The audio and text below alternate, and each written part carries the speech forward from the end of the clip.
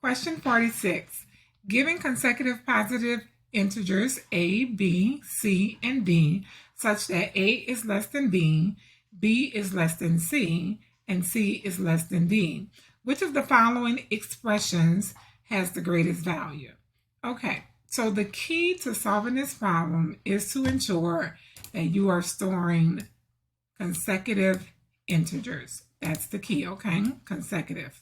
So it doesn't matter which numbers you store as long as they are consecutive numbers, such as 2, 3, 4, and 5. So I have done a bit of setup just to save us some time, okay? And you can clearly see that on my screen here.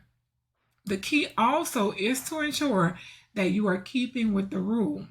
And the rule basically says here that A must be less than B, and B must be less than C, and C must be less than D.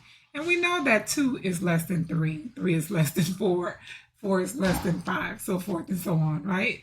So once we've done that, then we can go ahead and solve this problem, and it's pretty easy to solve, okay? So for those of you who are not familiar with the store key or either the stow key, it's going to be right here, okay? And here's how we do it.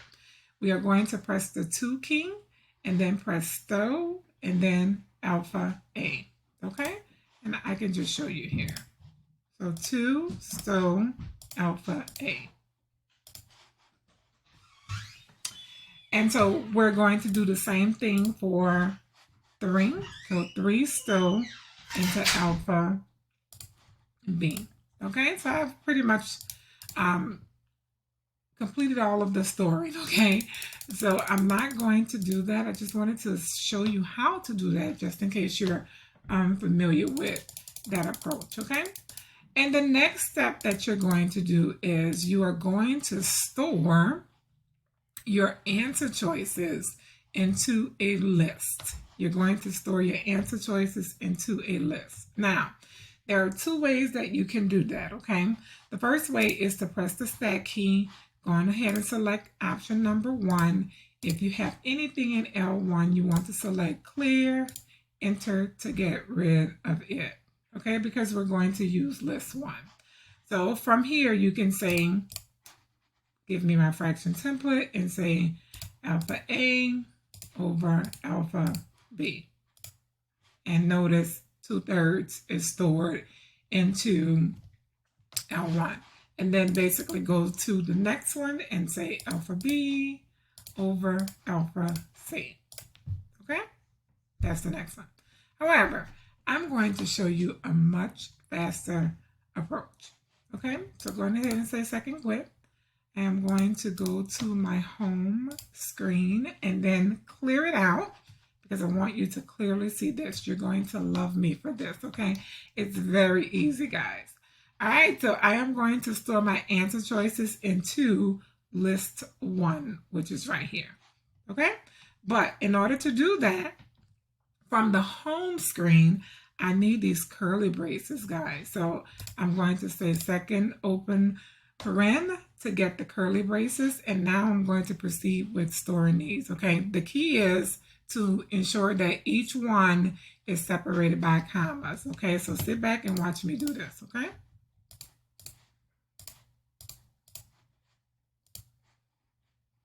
Comma. Fraction template again. Comma.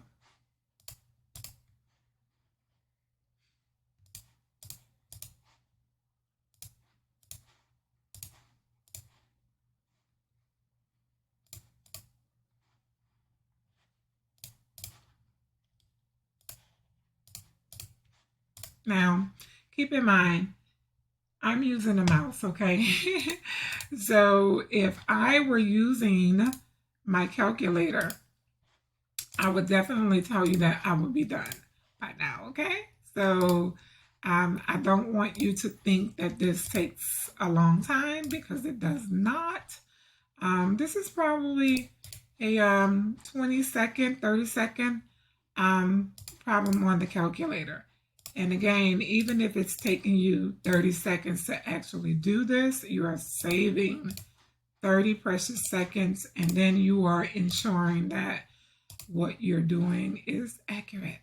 Okay. All right.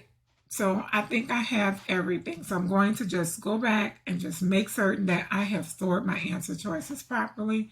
So A over B, B over C, C over D, A plus B over B plus C, and then B plus C over C plus D. Okay, so it is at this point, I need to string this list of values into L1. I need to store them into L1, okay? So I'm going to say still into second L1. L1 is right here, so I need to press the 1 key to get it there. And then press enter, okay?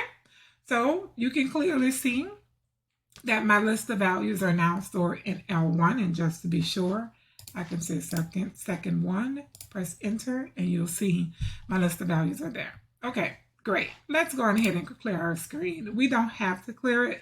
I like to clear it because I like working from a clean slate. Don't worry, your data is still there. See? Okay, great. All right, so now what we're going to do is we are going to use this wonderful feature on the calculator that allows us to determine what the least or the minimum value is, and then what the greatest value is, okay?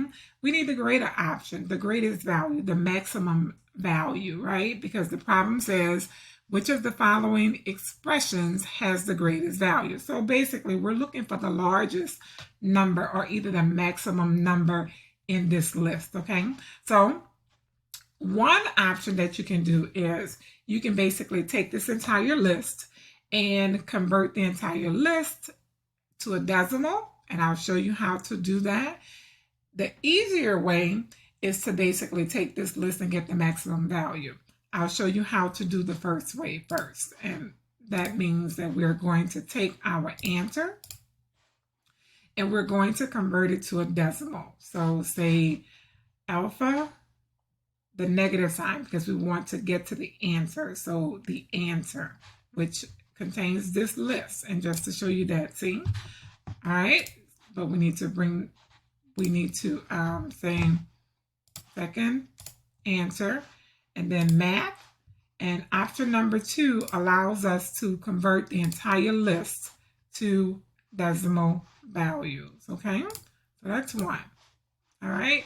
And we can actually go back up so that you can see the right arrow here. That allows us to scroll through the list. So when you see this, this is basically telling you that there is more data that's basically scrolling off the screen. So we need to do this to get to it. And you'll notice that once you get to the end, you will see your curly braces, okay? But you can go back over.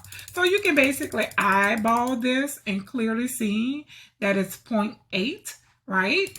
And we know that 0.8 was our middle value, So we know that H is the answer because it was the third one, and the third one in our list is C over D. However, let me show you a different way to do this, which is a little bit cleaner.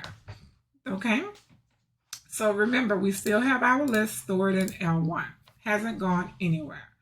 What we can do is we can select the Mat key, tap over to Num, and then option number 7. So notice option 6, if we were trying to get the minimum value in the list, we would select option 6. But in this case, we want the maximum value. So go on ahead and press 7, and here's our template. And now the calculator is saying, okay, you want the maximum value of what? Well, we want the maximum value of L1. So say second 1, close your parenthesis here, and press enter. And it will give you the maximum value. And we can clearly see here that our maximum value is actually 4 over 5. Which was the last value, the third value rather. I can show you that. Let's go back up. Okay, it was the third value in our list, which is 0.8, which is also option, answer choice H. Okay, so I hope that this was helpful. I'll see you guys in the next problem. Bye-bye.